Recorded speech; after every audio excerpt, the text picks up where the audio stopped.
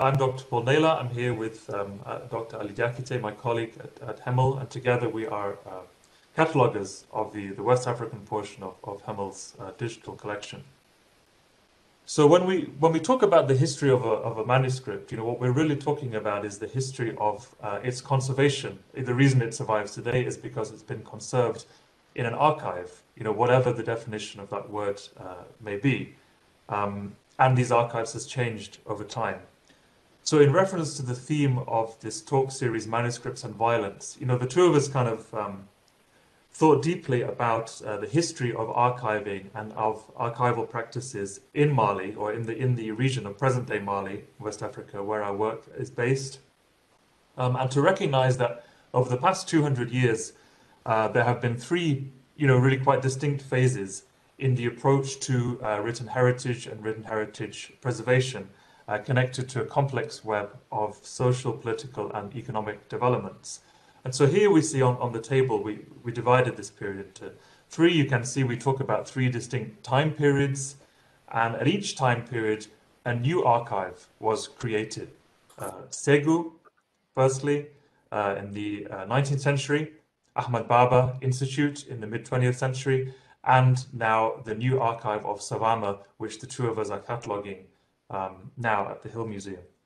And so in each time that a new archive was created, in very different circumstances, our argument is really that it's been accompanied by a different kind of destruction. And that's what our talk will focus on today. So Ali, I'm handing over back to you. Thank you so much, Paul, and thanks for inviting us to join on this great topic. The first part in our topic will focus on the Ségou. But before I mention Ségou, I want to go a bit back in the end of the 16th century, the end of the Songhai Empire, a bit. Everyone here know something about Ahmad Baba at Timbuktu, the famous Timbuktu scholar, and we know too, because we know about the Moroccan invasion of this region in the end of the 16th century, and we have some quotation very interesting from Ahmad Baba itself. He say during the Moroccan invasion, and his family lost around 1,600 books. This is a quotation directly from Ahmad Baba Timbuktu.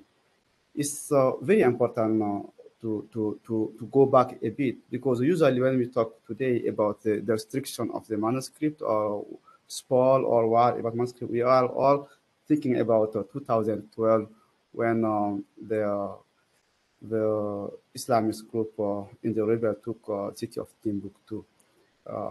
But yeah, this I want to go a bit back. It's not something new. That is not new in the region of North Africa or West Africa. It's not new anywhere in the world.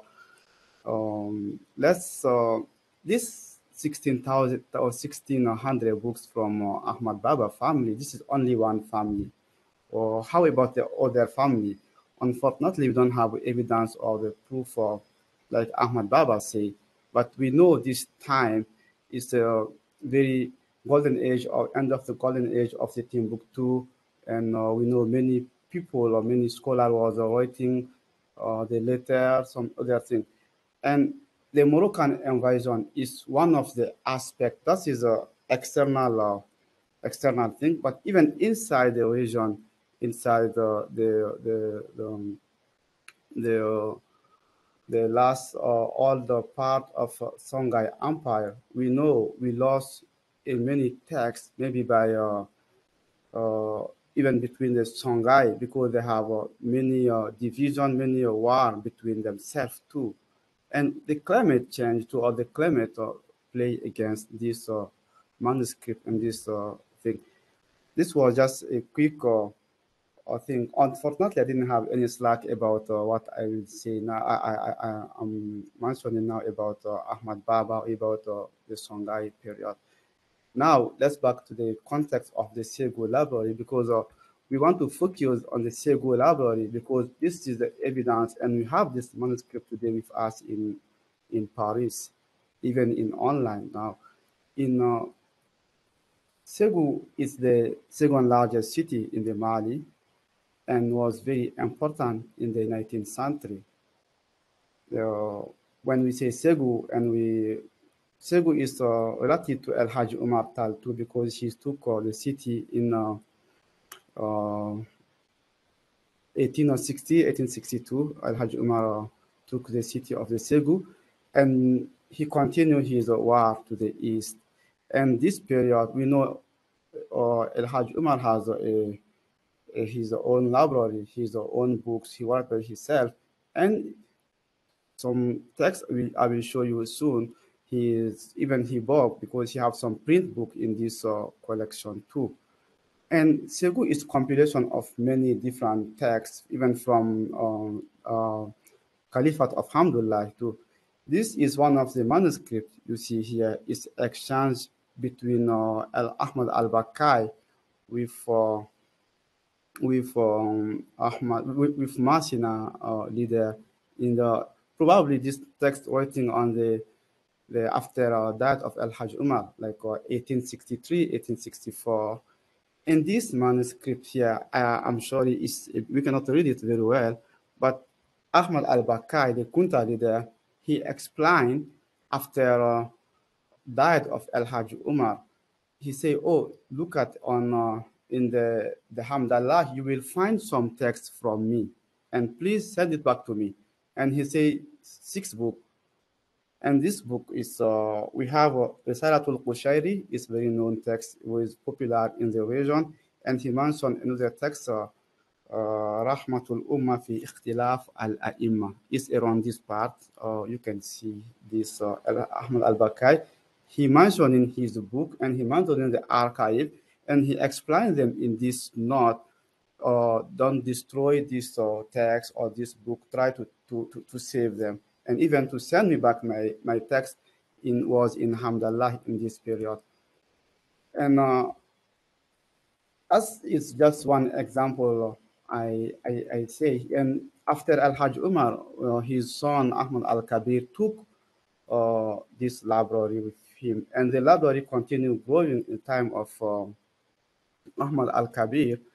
And after that, now we know the end of the 19th century, beginning of the 20th century is the colonial period. And these times is when French, before that, this manuscript we have we call today Fonds Archinards. It's containing many texts, like I show you now, texts from Ahmad al-Bakai, some text from al-Ḥājj ʻUmar itself, and even some print text, like this manuscript you see here is Arab 6130. It's print book from Germany, printed in 1834 in a collection from al-Ḥājj ʻUmar. That means it's not only a manuscript book. We have some book, probably maybe al-Ḥājj ʻUmar both by this book when he was he's traveling to Saudi or to Makkah for the pilgrims. It's not clear, but it's a print text in German by Gustav Flügel in 1854. Yeah, and now I want to mention about the French period, the colonial period a bit.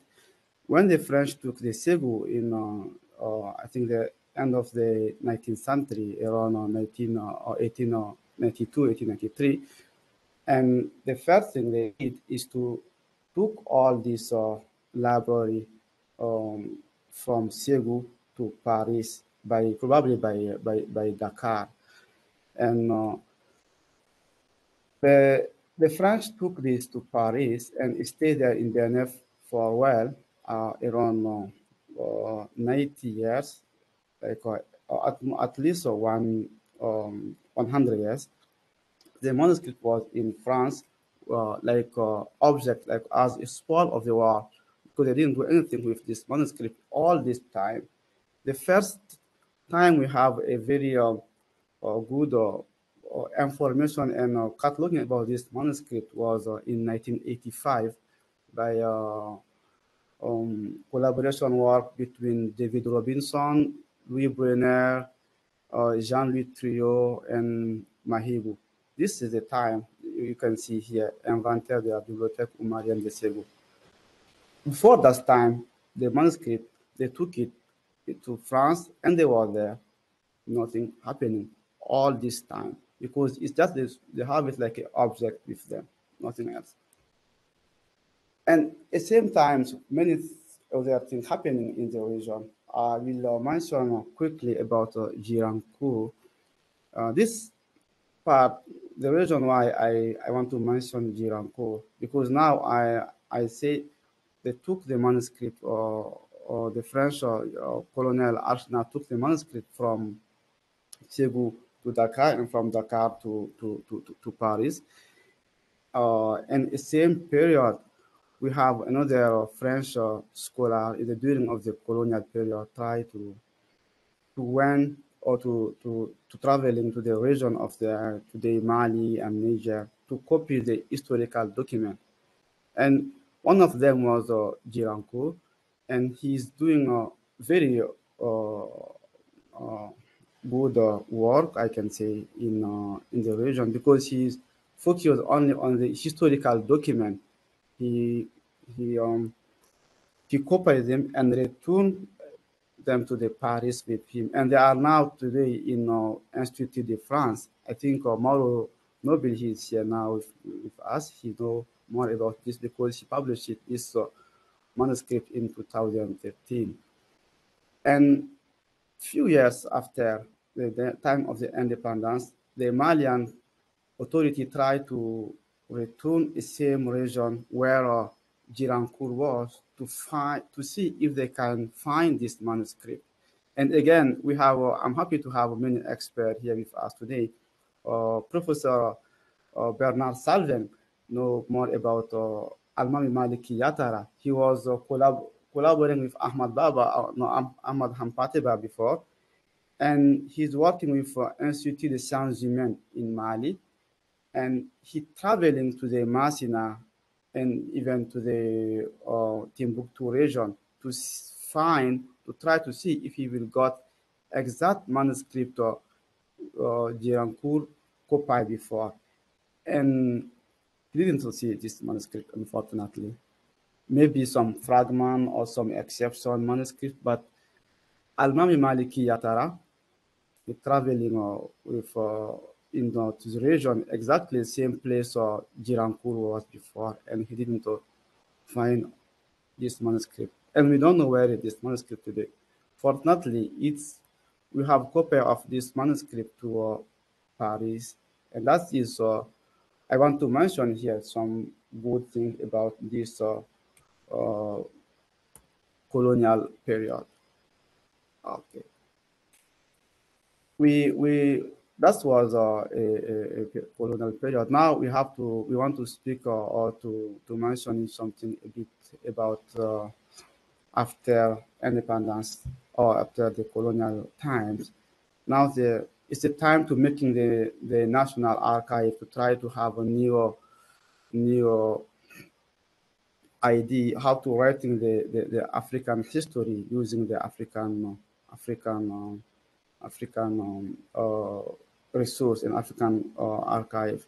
Yeah, I will let Paul read or contextualize this passage from Ahmad Bello in Nigeria before I continue again. Yeah, so the quote that you see on the right is from Sir Ahmadu Bello. So Ahmadu Bello is the great-grandson of Muhammad Bello, who was the second ruler of Sokoto, which was the largest of these 19th century Muslim states to emerge all across the Sahel region. And we can see in this quote the parallel that Ahmadu Bello is making between his work in the present day, and he was the first and in fact the only premier of northern Nigeria before his assassination a few years later.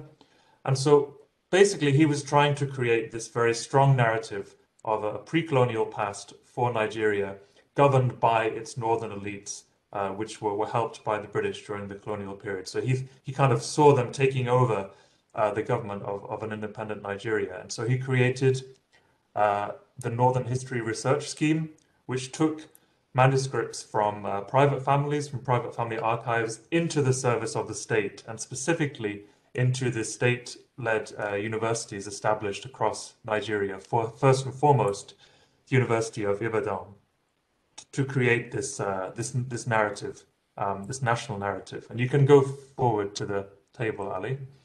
And so in Niger, the same thing happened with the Boubou Hama. So Boubou Hama was the speaker for the Assemblée Nationale. He again began to move across Niger and across surrounding regions, collecting historical documents. And he actually put them in a room of the Assemblée Nationale, all of these manuscripts, which were later transferred to the state archives in Abdou Moumouni in Niamey. The same reason to create a narrative, pre-colonial narrative, that the new independent nation could draw on for its future. So these were very much political enterprises as well as academic. And Ali, I'll let you go back to the Malian side. Yeah, it's exactly thing happening in the Mali when they create CEDRAP in Timbuktu around 1970, just very early in the independence times. And this center was created by Malian government with collaboration with the UNESCO. And after the main idea, as Paul mentioned now, is to rooting African history using African resources in African archive. And it was very important period in this time. And it was dynamic times too, even comparing to what we have today. If you see, look at this here, the Sankore review, they create at the same time,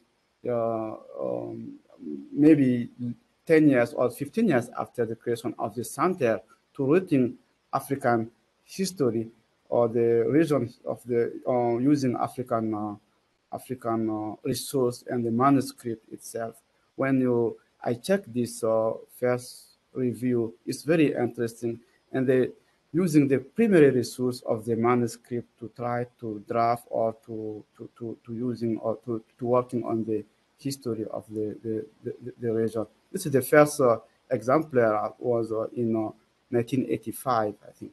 Yeah, and at the same time, because yeah. At the same time, what I want to say, because they don't have a national archive in this time, but they have to collect a manuscript. And Ahmad Baba Center, have around, they start with like 60,000 manuscript in 1992, according to John Anwick, and it's growing slowly. I think in around 2000, they have approximately 15,000 manuscripts. In 2008, they growing until 20,000 manuscripts. You can see that is something very, it's a logic, this kind of growing from 6,000 to 2,000 to 20,000 in like 30 years, like around quick calculation I did like 600 manuscripts every year. That is something very common if you know the potentiality of the manuscript we have in the region. I don't like to play with the number, but just I want to show you. That's for the third part of the presentation, the numbers game. Exactly. Yeah, but the Ahmad Baba start with 6,000 manuscript to 2,000 to 20,000 manuscript in the 30 years. That is something very common, and they not only collecting the local manuscript or the manuscript around this Timbuktu, but they are trying to find the manuscript, even the manuscript in Paris or in somewhere else. They return it back to the National Archive. Like it's something happening. I think when I was talking, exchanging, preparing this topic with Paul. In Mali, the phenomenon happening there, we have exactly seen in Niger too. Like Alpha Omar Konare, he tried to photocopy many of the texts I was mentioning before from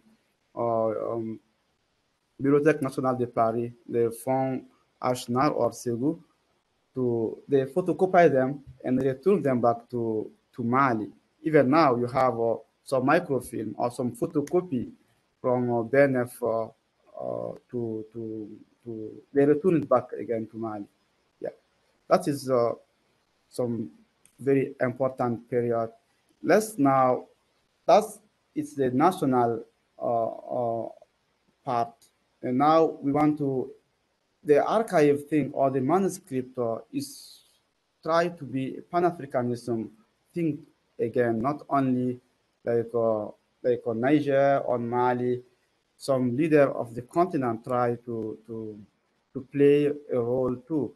Like we remember very well, Gaddafi was interesting to the Timbuktu, even to the manuscript of the Timbuktu, even they are put such some manuscript.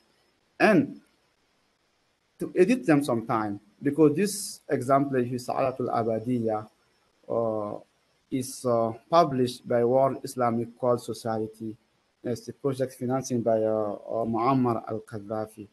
And because he's, again, it's intellectual thing on historical thing, but using the political issue there.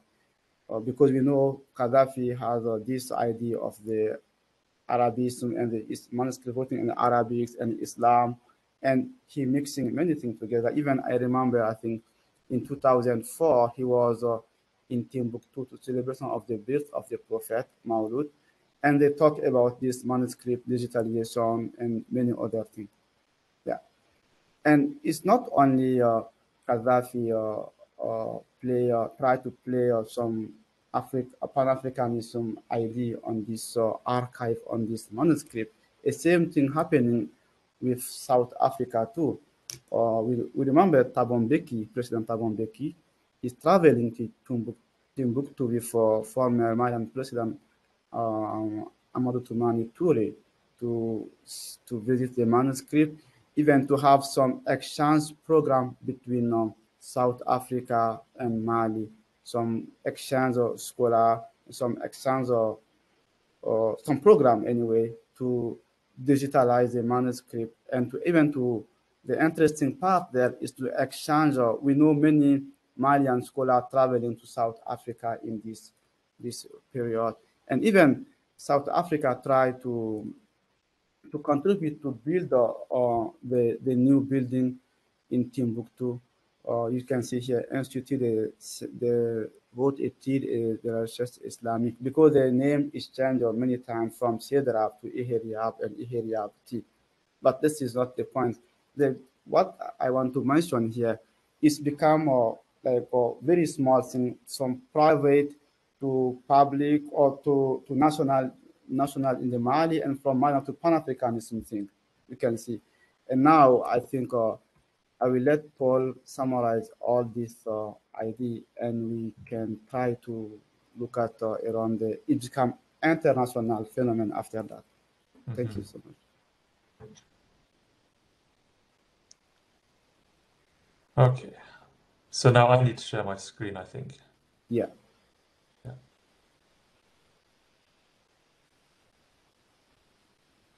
Oh, I have to stop sharing, sorry.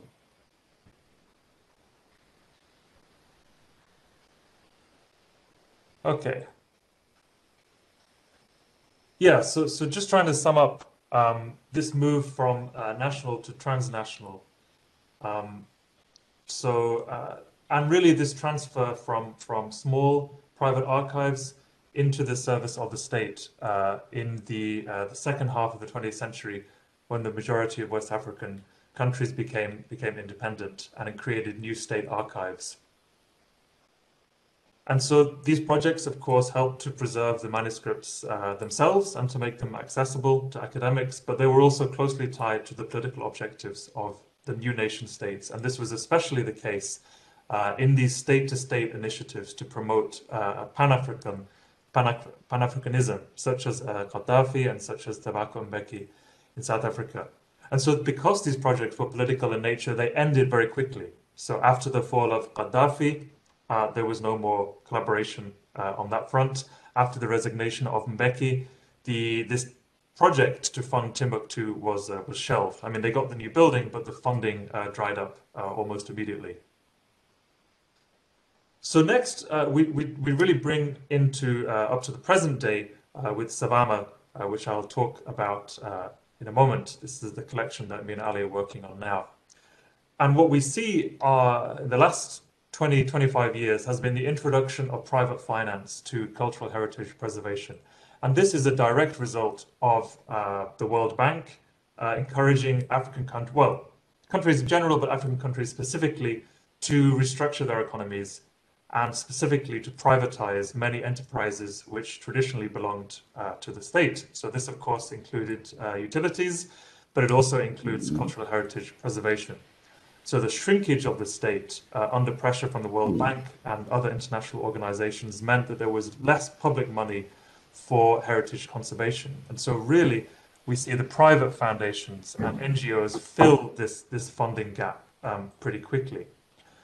Timbuktu, La Mystérieuse, the book by Félix Dubois, was this perfect target for organizations seeking to demonstrate how international they were, that they went all the way to Timbuktu, which in English, and I'm sure in other languages, is kind of a byword for something very far away and inaccessible.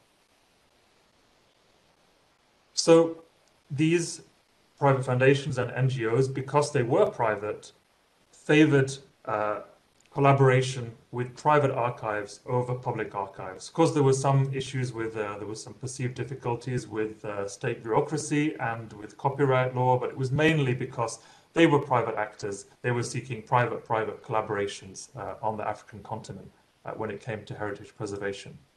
So a central figure in this regard is Abdul-Qadir Haidara, and his career really illustrates this shift between state-backed and a private-backed cultural heritage preservation.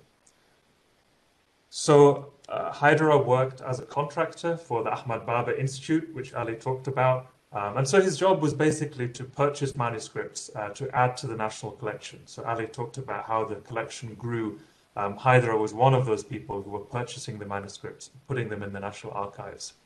However, on the side, and with the rise of public finance, private finance, he managed to organize his own family's manuscript collection and add to it. So just some context, Abdul-Qadir Haidara comes from a very old family of Timbuktu notables. He named the library after his father, Mama Haidara, and he began to add to manuscripts to this library while working for the Ahmad Baba. And in the late 90s, he received funding from the Mellon Foundation, based in the United States, to construct a library building to house his growing collection. So this shift to the private sector really occurred through an organization that Abdul-Qadir set up called SAVAMA. And you can see the full name here, 1996. And so SAVAMA started life as a collaboration between different private family libraries in Timbuktu. And so later it became an NGO, non-governmental organization, that coordinated with all of these international organizations that wanted to work in Timbuktu, went through SAVAMA to do whatever they and their donors wanted to do. And all of this work exploded in 2012 when we have an Islamist insurgency in Timbuktu. Ahmad Baba Institute was one of the largest buildings in Timbuktu. It was also climate controlled. And so the militants used this institute as their barracks. And reports came out in the international media that they were burning or damaging or planned to burn or damage these manuscripts. So Haidara was closely involved in the government effort to remove these manuscripts from the Ahmad Baba Center to Bamako. At the same time, he managed to get at least $1 million in foundation money from the US, from many European countries, to evacuate his own library and also around, well, over 20 libraries, private family libraries in Timbuktu that were part of the SAVAMA organization, again, to Bamako. And so we see him here on the right with these metal lockers of manuscripts, and that's how they were transported to Bamako. So there was a lot of this in the international media. A couple of pretty sensationalist books came out by journalists, and lots of attention on the news media, and rightly so, for this evacuation effort. What nobody talks about is what happened to all of these libraries once they arrived in Bamako. And so the answer is not very much in terms of where they are physically. So they remain in Bamako in humid conditions in these metal lockers, some of them. But in 2014, these manuscripts began to be digitized by a local team. There was all sorts of funding from different organizations, but a local team led by Hill Museum and Hamburg Center for Manuscript Studies. And these manuscripts will be available to the public on our online reading room, vhimmel.org. So in one respect, these manuscripts are being digitally curated and taken care of. On another respect, the physical manuscripts themselves haven't really been considered. Instead, what SAVAMA is doing is continuing to expand its archives, because the more manuscripts it can have, the more digitization projects it can perform with foreign donors. And so it's been purchasing manuscripts from Mali, and in fact manuscripts from the surrounding region, to add to its collection in Bamako, now that they're in Bamako. And just as a side note, not all of Timbuktu's manuscript libraries were evacuated. Arguably the three most important manuscript collections, those are the collections of the city's three principal mosques, remain in Timbuktu and have been also digitized in collaboration with Hemel and the British Library's Endangered Archives project. Hemel's also working in Jenne. There's a digitization studio right next to the Great Mosque. So, you know, there's been some conversations about whether that evacuation effort was necessary, given that some manuscript collections have remained in place in Timbuktu and the surrounding region. So, just to talk a bit about some of the consequences of private finance on the kind of archivization of West Africa's cultural heritage. So the first, and I touched on this on the previous slide, is these constantly expanding archives, which happened to a limited degree with the Ahmad Baba Center in an earlier phase, but now it really takes off. So this is because of the funding goals of NGOs, which are governed by money and by numbers. This is how they calculate projects and how they assess how effective these projects are to their funders and to their donors in terms of numbers. So in 2000, the catalogue for the Mama Hydra Library was exactly 4,007 manuscripts. So, you know, pretty respectable, a very large library for a private library. By 2021, that number has grown by 1,000%. It's now over 40,000 manuscripts, which is more than the National Archives of the Ahmad Baba Institute. So a huge explosion in the number, the quantity of manuscripts, partly driven by this demand for numbers by the private finances. The second is that private foundations and NGOs don't really talk to each other. They don't communicate about their respective missions, and they don't really share funding information. They're not aware of the work that are performed by their competitors or by NGOs in a similar field. And so this has allowed the Mama Hydra Library to acquire funding for cataloging and digitization multiple times for the same project. There has been a lot of duplication going on. So here on this table, we see how many times the library has been cataloged and digitized by different private funders, all the way from the late 90s up until 2014, when Google is the latest organization to be interested in digitizing Mali's cultural heritage, and they have begun to digitize what Hemel already digitized a few years before. So we see, you know, aside from arguments about the financials of this, it is damaging the manuscripts themselves, not just the humid climate in Bamako, but these repeated cataloging and digitization efforts, just physically moving the manuscript out of its wherever it's kept onto the digitization studio.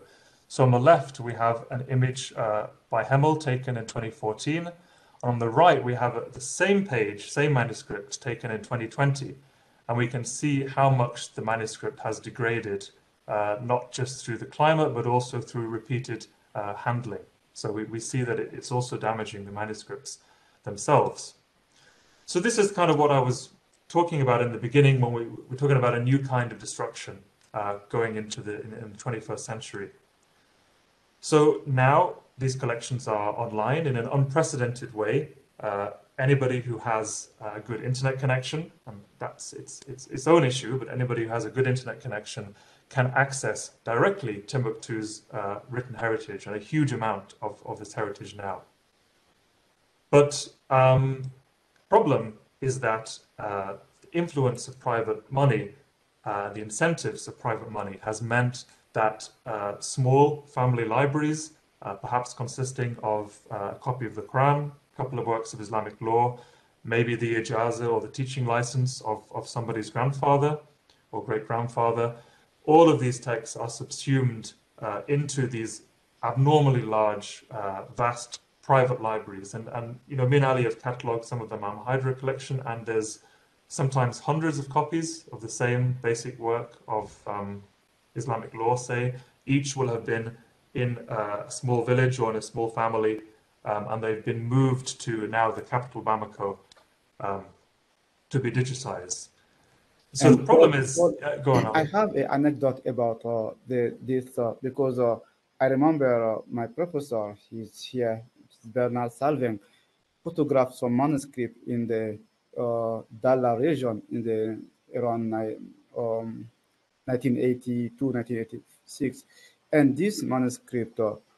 When I traveling to Bamako 5 years ago, I find some of them in Ahmad Baba Center or the Mama Hydra Library in exactly manuscript.